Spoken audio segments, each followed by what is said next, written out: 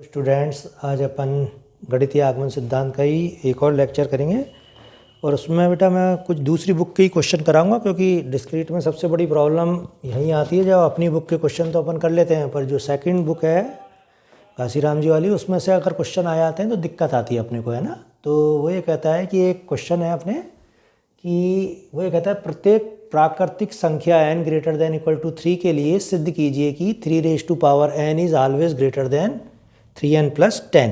ठीक है, तो कोई एक स्टेटमेंट दिया है मैथमेटिकल और उसमें क्या है कि 3n ग्रेटर देन है 3n प्लस 10, जबकि n का मान क्या है, ग्रेटर देन इक्वल टू 3, और n क्या है, यहाँ नेचुरल नंबर है। तो ये अपने को सिद्ध करना है। तो सबसे पहले आप क्या लिखोगे हमेशा की तरह कि माना कि दिया गया कथन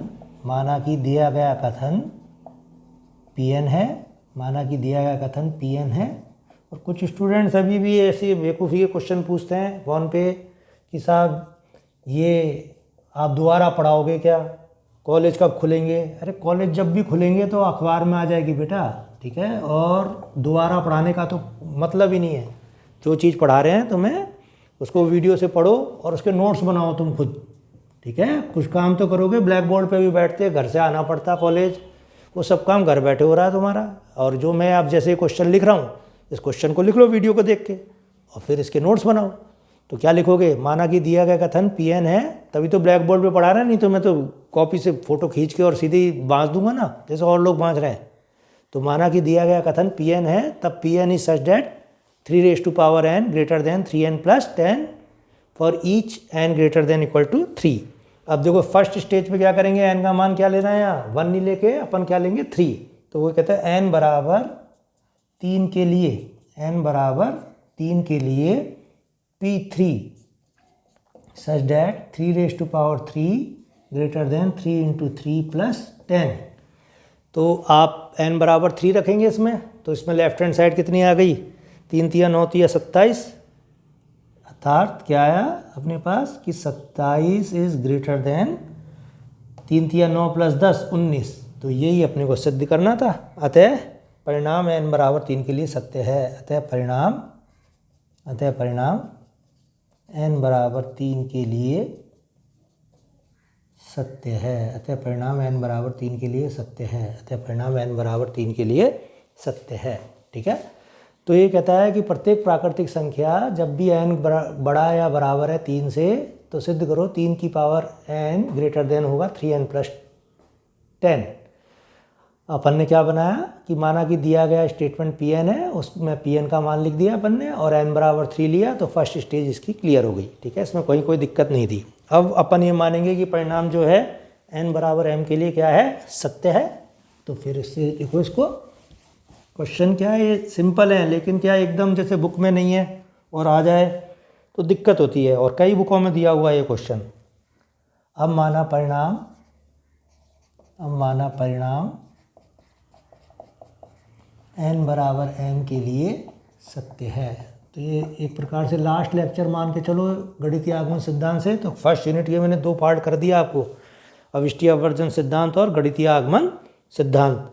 और आरआर कॉलेज में क्या, जैसे अभी मैं आपको इस क्वेश्चन को बता दूं, फिर उसके बाद कुछ सिस्टम बताऊंगा। तो अब माना परिणाम n बराबर m के लिए सत्य है, तो Pm is such that 3m greater than क्या हो जाएगा 3m प्लस 10। ठीक है, और m का मान यहाँ हमेशा की तरह ग्रेटर देन इक्वल टू 3 लिख दो आप। ठीक, अब इसको ये कहता है कि नंबर 1 दे दो आप, और फिर उसके बाद ये कहता है अब हम Pm प्लस 1 को सत्य सिद्ध करेंगे। अब हम Pm प्लस 1 को सत्य सिद्ध करेंगे। ठीक है, तो इसके लिए क्या करना है अपने को, 3 की power m plus 1 greater than 3 into m plus 1 plus 10 दिखाना है। अर्थात मैं लिख देता हूँ जो भी सिद्ध करना है, अर्थात 3 की power m plus 1 is greater than 3 into m plus 1 plus 10 सिद्ध करेंगे। ये सिद्ध करना है अपने को। तो देखो कैसे करेंगे इसको सिद्ध, कि 3 की पावर m प्लस 1 लेके चलेंगे लेफ्ट हैंड साइड। उसको कैसे लिख सकते हैं, 3 इंटू 3 की पावर m लिख सकते हैं। अब 3 को तो एज इट इज छोड़ दो, और ये 3 की पावर m किससे बड़ी है, 3m प्लस 10 से, तो इसकी जगह अपन ने 3m प्लस 10 लिख दिया। इसकी जगह अपन ने क्या लिख दिया, 3m प्लस 10। तो ये 1 से अपन ये वाली चीज़ लिख सकते हैं। और इसको सॉल्व करेंगे तो क्या आएगा, ये 9m प्लस 30, ठीक है। और इस 9m प्लस 30 को वो ये चाहता है, देखो ये वाली चीज़ इस फॉर्म में, तो आप क्या करो, आँख मीच के इस चीज़ को जो 9m प्लस 30 है उसमें पहले तो इसको 3m प्लस 1 जो ये चीज़ है ना उसको लिख दो। अब देखो ये चीज़ और इसमें कितना अंतर आ रहा है, तो क्या क्या बचा, 3m यहाँ से, और 9m में से 3m गया तो क्या बचेगा, 6m, ठीक है। और 3m 3 और 10 13 में क्या जोड़ोगे, जो 30 आ जाए तो आप क्या होगे साहब 70, ठीक है। अब ये निश्चित रूप से ये वाला फैक्टर जो है किससे बड़ा होगा, देखो 3m प्लस 1 प्लस 10 से, ठीक है। ये स्टेप तो देखो बराबर हो गई 3m प्लस 1 तो किसके, इस बड़ी स्टेप के, ठीक है। और मैं ये कह रहा हूँ कि ये जो हिस्सा है ये तो अपन ने है ही अपने पास, और इसके सिवाय अपन ने इसमें 2 टर्म और जोड़ दी, तो 2 टर्म और जोड़ दी तो इसकी वजह से ये पूरा जो फैक्टर है वो किससे बड़ा होगा, हालत में 3m प्लस 1 10 से। तो यही अपने को सिद्ध करना था। तो ये कहता है कि ये जो चीज़ है ये इसके बराबर है और ये किससे बड़ा हो गया, 3m प्लस 1 10 से। तो बस यहीं इसको अपने को सिद्ध करना था। इस प्रकार 3m plus 1 is greater than 3 into m plus 1 plus 10, ठीक है। अतः परिणाम n बराबर m प्लस 1 के लिए सत्य है। अतः परिणाम n बराबर m प्लस 1 के लिए सत्य है। तो ये छोटी छोटी चीज़ें हैं, लेकिन एक बार करा दी तो अब तुम्हारे क्या हाथ पैर इसमें नहीं दूजेंगे अगर कभी एग्ज़ाम में क्वेश्चन आ गया। हाँ, क्वेश्चन के बीच में मैंने एक बात करी थी, जैसे यूनिट फर्स्ट में मैंने आपको प्रिंसिपल ऑफ इंक्लूजन एक्सक्लूजन करा दिया, ठीक है। फिर प्रिंसिपल ऑफ मैथमेटिकल इंडक्शन आज ख़त्म हो जाएगा अपना। तो यूनिट फर्स्ट में और भी चीज़ें हैं, लेकिन वो अपने आरआर कॉलेज का जो सिलेबस है वो क्या कहता है कि आपको 4 यूनिट दिए हैं और हर यूनिट में से 2 क्वेश्चन आपको एग्ज़ाम में मिलेंगे, ठीक है। कितने मिलेंगे बेटा हर यूनिट में, यूनिट फर्स्ट, सेकंड, थर्ड और फोर्थ, और हर यूनिट में 2 क्वेश्चन मिलेंगे, पहला और दूसरा। फिर इसी प्रकार से इसमें पहला और इसमें दूसरा, ऐसे तीसरी और चौथी में। अब पहले के भी 2 पार्ट होंगे, 1 और 2, और दूसरे के भी 2 पार्ट होंगे। तो आपको या तो पहला करना है या दूसरा करना है। तो पहला करोगे तो इसके दोनों पार्ट करने हैं, ये नहीं कि इसका एक कर दिया और दूसरे का दूसरा कर दिया, ऐसा नहीं चलेगा। तो आप यूनिट सिस्टम में क्या होता है कि आप चॉइस सिस्टम रहेगी, और चॉइस सिस्टम में क्या होगा आपको कि या तो क्वेश्चन 1 करो या क्वेश्चन 2 करो। तो अपन जैसे अब जो इसके और भी हिस्से हैं इस चैप्टर के, तो उसकी ज़रूरत अपने को नहीं पड़ेगी, लेकिन फिर भी मैं सेट थ्योरी वगैरह कराऊंगा, बाद में कराऊंगा वो आपको, ठीक है। अभी अपन और यूनिट में अब टच करना शुरू करेंगे धीरे धीरे। तो आप जैसे ही पहली यूनिट कर लेते हो, तो पहली यूनिट में आपने अगर ये 2 चैप्टर भी कर लिए तो आपको क्वेश्चन मिल जाएगा वहाँ से, ठीक है। दूसरे क्वेश्चन, दूसरी यूनिट, दूसरा क्वेश्चन जो है वो दूसरे पार्ट से आएगा, उसकी अपने को ज़रूरत ही नहीं है। तो अपना आरआर कॉलेज में इस तरीके से सिस्टम से काम चल जाता है। यूनिवर्सिटी लेवल पे जो है चॉइस सिस्टम चलता है और उसको अपन आराम से कर सकते हैं, कहने का मतलब ये है, ठीक है। अब एक क्वेश्चन और है बेटा जो थोड़ा सा टफ है इसमें, और मैंने भी टेस्टों में कई बार पूछा है इसको कि प्रदर्शित कीजिए कि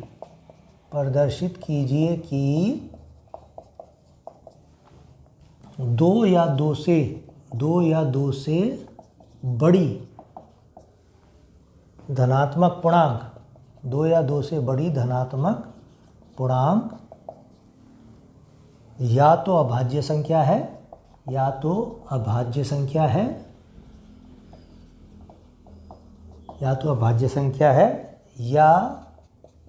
अभाज्य संख्याओं का गुणनफल या अभाज्य संख्याओं का गुणनफल, ठीक है। तो ये कहता है कि कोई भी पॉजिटिव इंटीजर है, ठीक है, और वो किससे बड़ा है, 2 या 2 से बड़ा, 2 से, या तो 2 है या 2 से बड़ा है। तो पॉजिटिव इंटीजर 2 से बड़े क्या होंगे, 2 के बाद आएगा 3, फिर 4, फिर 5, ऐसे करते करते, ठीक है। तो कह रहा है या तो वो अभाज्य संख्या है, जैसे ये 3, नेक्स्ट नंबर 11, तो 3 क्या है, अभाज्य है, यानी प्राइम नंबर। प्राइम नंबर क्या होता है, ऐसा नंबर जिसमें स्वयं का भाग लगे या 1 का भाग लगे, उसके सिवाय किसी अन्य संख्या का भाग नहीं लगे। अब देखो फिर नेक्स्ट नंबर क्या है, 4। 4 को आप क्या लिख सकते हो, 4 प्राइम नंबर नहीं है तो 2 गुणा 2 लिख सकते हो। तो 4 जो है प्राइम नंबर का मल्टीप्लिकेशन हो गया। फिर से आया 5, ये फिर प्राइम नंबर है। फिर 6 को फिर 3 गुणा 2 लिख सकते हो आप, ठीक है। तो ये 3 भी प्राइम है, यहाँ 2 भी प्राइम है। फिर 7, ये भी क्या प्राइम नंबर आ गया। इसी तरह से 8 को कैसे लिख सकते हो आप कि 2 गुणा 2 गुणा 2। तो कहता है कि हर नंबर जो कि 2 से बड़ा है, पॉजिटिव है, इंटीजर है, तो वो निश्चित रूप से या तो प्राइम नंबर होगा या प्राइम नंबर का मल्टीप्लिकेशन। ये अपने को सिद्ध करना है। तो एक बेहद ऐसा थ्योरेटिकल क्वेश्चन है जो मैथमेटिकल इंडक्शन मेथड से जब भी करवाते हैं तो दिक्कत आती है अपने को, ठीक है। तो any number which is either 2 और greater than 2 is either prime number और प्रोडक्ट ऑफ प्राइम नंबर, ये अपने को प्रूफ करना है। तो अपन क्या लिखेंगे, माना कि दिया गया कथन Pn है, माना कि दिया गया कथन Pn है, तब Pn इज सच दैट 2 या 2 से बड़ी धनात्मक पूर्णांक, 2 या 2 से बड़ी धनात्मक पूर्णांक अभाज्य है, अभाज्य यानी प्राइम नंबर है, या अभाज्य संख्याओं का गुणनफल, या अभाज्य संख्याओं का गुणनफल, ठीक है। तो क्या कह रहा है, माना कि दिया गया कथन Pn है, तब Pn इज सच दैट 2 या 2 से बड़ी धनात्मक पूर्णांक या तो अभाज्य है या अभाज्य संख्याओं का गुणनफल, ठीक है। तो पहला देखो, n बराबर 2 के लिए कथन सत्य है। n बराबर 2 के लिए क्या है, कथन सत्य है, क्योंकि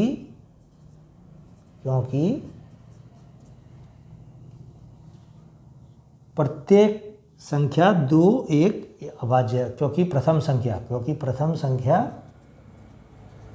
2 एक अभाज्य पूर्णांक है।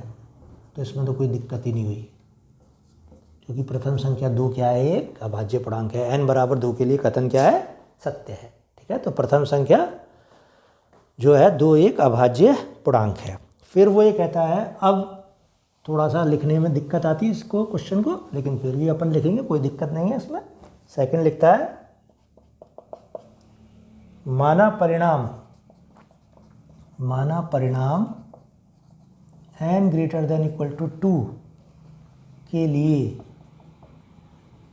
सत्य है, ठीक है, तथा n less than equal to m के लिए सत्य है, ठीक है।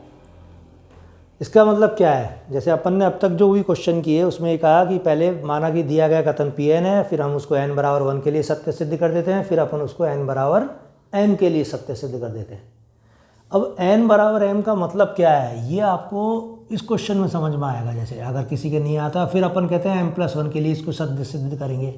तो 1 के लिए वो कहता है ये सत्य है, n बराबर m के लिए सत्य है। इसका मतलब ये जो इसके बीच के नंबर है ना, जो उनके लिए भी ये चीज़ क्या है, सत्य है।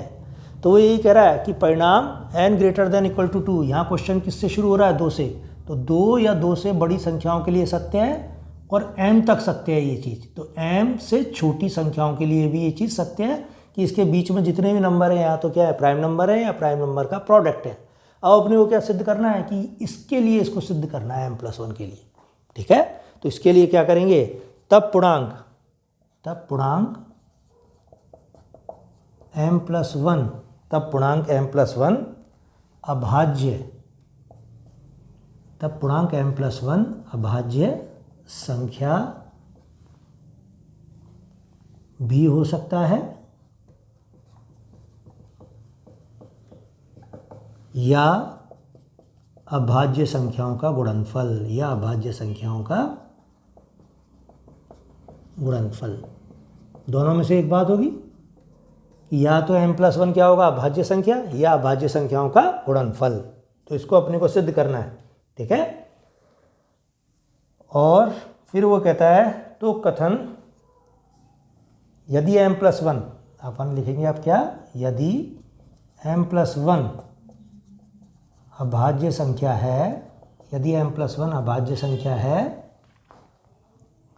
यदि m+1 अभाज्य संख्या है तब कथन सत्य है, तब कथन सत्य है।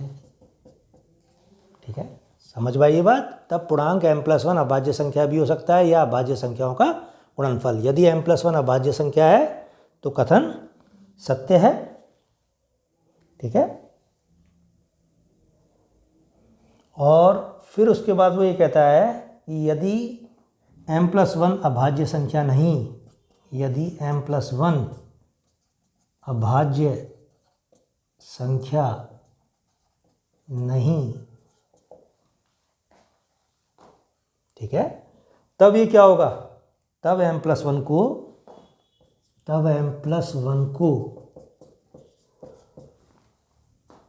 दो संख्याओं के गुणनफल, दो संख्याओं, लिख लेना ध्यान से, दो संख्याओं के गुणनफल, तब m+1 को दो संख्याओं के गुणनफल a × b के रूप में लिख सकते हैं।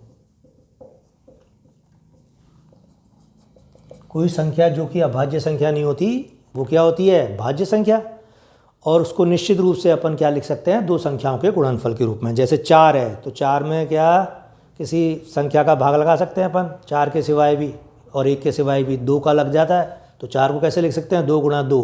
तो कोई भी संख्या जो अभाज्य नहीं है उसको दो संख्याओं के गुणनफल a × b के रूप में अपन लिख सकते हैं। अब वो कह रहा है देखो m+1 या तो प्राइम नंबर है या तो ये, और अगर नहीं है तो ये क्या होगा, दो संख्याओं का गुणनफल। अब दो संख्याएं कौन सी होंगी, इससे पहले वाली, m+1 से पहले वाली होंगी, ये तो है नहीं कि बाद वाली होंगी।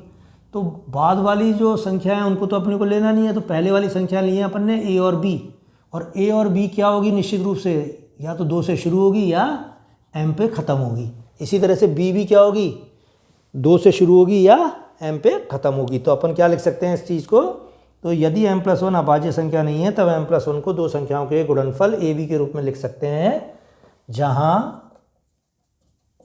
a <= m तथा b भी <= m। ठीक है, और निश्चित रूप से ये क्या है, 2 से बड़ी है, इसमें तो कोई दोहराए है ही नहीं। ठीक है, 2 या 2 से बड़ी है। तब आगमन परिकल्पना से वो कहता है जितनी भी बीच की संख्या है उनके लिए तो अपन ने क्या माना है, परिणाम सत्य माना है, तो उसको बोलते हैं अपन, जो ये इंडक्शन प्रोसेस है ना, आगमन परिकल्पना, तो वो कहता है तब आगमन परिकल्पना से, तब आगमन परिकल्पना से, तब आगमन परिकल्पना से या तो a अभाज्य संख्या है, या तो a अभाज्य संख्या है, क्योंकि अपन ने a और b का मान m से या m के बराबर लिया है, तो m तक की संख्या क्या है, या तो अभाज्य संख्या है या अभाज्य संख्याओं का गुणनफल, अभाज्य संख्याओं का गुणनफल। ठीक है, क्लियर हो गई नहीं बात। तो वही कहता है या तो ये अभाज्य संख्या है या अभाज्य संख्याओं का गुणनफल। इसी प्रकार b <= m, अतः b भी अभाज्य है या अभाज्य संख्याओं का गुणनफल। ठीक है, इसलिए m+1 बराबर a × b एक अभाज्य संख्याओं का गुणनफल है, एक अभाज्य संख्याओं का गुणनफल है, एक अभाज्य संख्याओं का गुणनफल है, एक अभाज्य संख्याओं का गुणनफल है, एक अभाज्य संख्याओं का गुणनफल है। अतः परिणाम m+1 के लिए सत्य है। अतः परिणाम m+1 के लिए सत्य है। ठीक है, तो क्वेश्चन क्या था कि कोई भी नंबर जो 2 है या 2 से बड़ा है वो हर हालत में क्या होगा, या तो प्राइम नंबर होगा या प्राइम नंबर का प्रोडक्ट। हमने सबसे पहले स्टार्ट किया 2 से, तो 2 तो ऑलरेडी प्राइम नंबर है, इसलिए परिणाम प्रथम चरण सिद्ध हो गया। फिर हमने क्या किया कि परिणाम को 2 या 2 से बड़ा माना, लेकिन m या m से तक भी वो क्या है, सत्य सिद्ध है। अब हमने m+1 लिया, m+1 या तो प्राइम नंबर है या प्राइम नंबर नहीं है। अगर प्राइम नंबर है तो थ्योरम क्या प्रूफ हो गई, प्राइम नंबर नहीं है तो हमने ये माना कि ये 2 संख्याओं का गुणनफल है, और वो दोनों संख्याएं क्या आएंगी, हर हालत में a इंटू बी आएंगी, और वो a और b का मान हमने क्या सिद्ध किया कि ये m या m से छोटा है, b भी m या m से छोटा है, और m तक परिणाम क्या है, a और b या तो प्राइम नंबर होंगे या प्राइम नंबर का प्रोडक्ट, इसलिए m+1 क्या हो गया, a इंटू बी भी प्राइम नंबर का प्रोडक्ट हो गया। तो ये 1-2 बहुत मोस्ट क्वेश्चन कराए मैंने, तो दूसरी बुक के हैं, आ जाएँ तो बेटा कोई नहीं कर सकता अगर जब तक आपके नहीं किए हुए हैं, और नहीं आए तो कोई बात ही नहीं है फिर तो, है ना। तो आप पढ़ते रहो थोड़ा सा और फिर देखेंगे आगे और